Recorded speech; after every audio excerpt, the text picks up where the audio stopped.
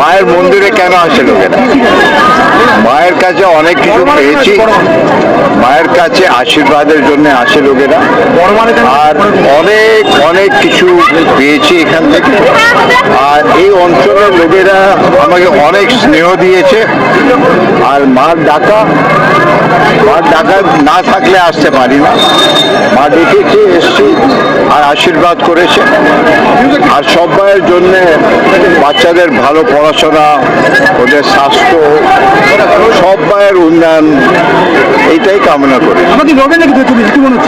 লড়া না লড়া, মায়ের মন্দিরে যা মায়ের আশীর্বাদ আছে ওটা যথেষ্ট।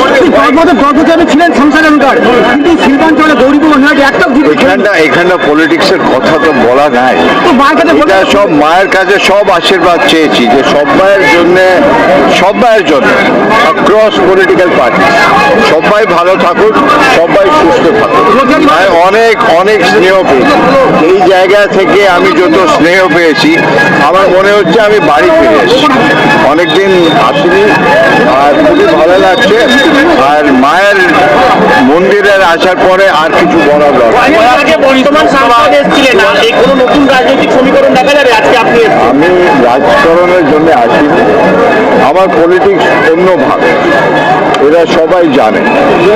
মায়ের ডাক এই জায়গাটা আমি কোনোদিন ভুলতে পারবো না।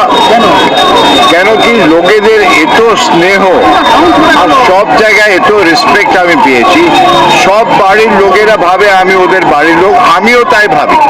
প্রত্যেক বাড়ির আমার বাড়ি। আর এখানটা